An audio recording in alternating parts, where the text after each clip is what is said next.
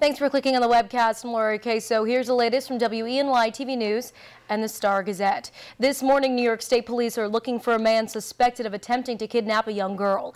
Police say a man wearing a baseball cap entered an unlocked home on East Main Street in Canisteo. That was around 3:30 Sunday morning. According to police, the man went to the bedroom of a 10-year-old girl, picked up the sleeping child, and carried her downstairs. But for an unknown reason, he left the home without taking her. The child is unharmed. Anyone with information is asked to call the Bath State Police. That number is 776-6866. Jerry Sandusky's sentencing hearing is today, and his lawyer says the former Penn State football coach will declare his innocence to the court. Sandusky is in jail, convicted of 45 counts of child sexual abuse. Now, he might not be alone in speaking up. Prosecutors say as many as 6 of Sandusky's victims will be heard at today's hearing. The 68-year-old Sandusky faces the likelihood of a sentence that would keep him in prison for the rest of his life. He plans to appeal his conviction on charges he abused 10 boys over 15 years, including attacks inside Penn State's athletic facilities. What I anticipate he'll say is that he's innocent. He doesn't feel, and of course we've raised this issue many times before the trial, he doesn't feel that we had nearly enough time to properly and adequately prepare his defense. And that's a constitutional issue. And stay with us right here at WENY TV for the latest on Sandusky's sentencing.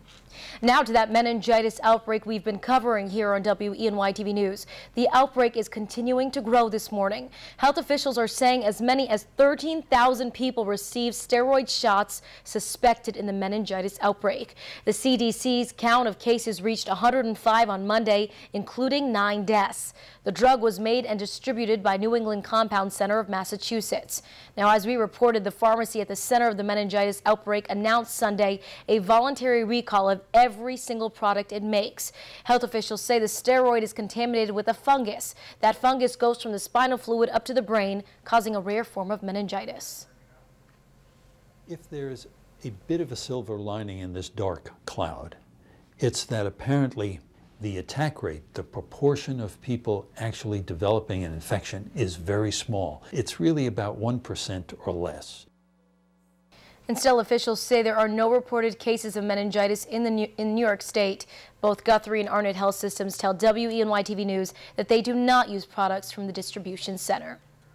And now here's meteorologist John Hickey with your forecast. John. Well, we're off to another cool start here on your Tuesday morning, although it'll be warming up pretty nicely as we go in towards your afternoon. Here's a look at your weather headlines. We'll be warming it up for today and tomorrow. Temperatures both days feature temperatures in the upper 50s and low 60s. Now, tomorrow afternoon, we have the chance for a few showers with a cold front that'll be pushing through, and that cold front will bring some much cooler temperatures for us for the end of the week. So let's go to your future track forecast today. A lot of mid-level cloud cover rolled in last night with an area of low pressure offshore, so that actually kept us a little bit warmer than it otherwise would have been. Some of the areas further out towards western New York actually much colder last night. Now we go in towards this afternoon, starting to see some breaks of sunshine emerge. Actually quite a bit of sunshine, I'm thinking, as we get in towards about 4 o'clock. Now we go in towards the overnight hours, probably a mostly cloudy sky out there, maybe even a little bit of patchy drizzle out ahead of this cold front. But the main activity associated with the cold front comes through in the afternoon, and that'll feature some showers for your day on Wednesday, especially anytime probably after about, say, 1 or 2 o'clock. And then we go in towards your day on Thursday. Things are looking okay. It's going to be cooler, but at least we'll have some sunshine around. Some much cooler temperatures, though, arrive for Friday. You'll see that here on your Interactive Sky Tracker 7-day forecast. Temperatures in the low 50s for highs Friday, but then we rebound nicely just in time for the weekend. That's your forecast. Here's Laura. All right, thank you, John. For the latest news, weather, and sports, be sure to watch WENY TV News in high definition. That's at 5:30, 6, and 11. And don't forget to pick up a copy of today's Star-Gazette. I'm Laura Queso. Have a great day.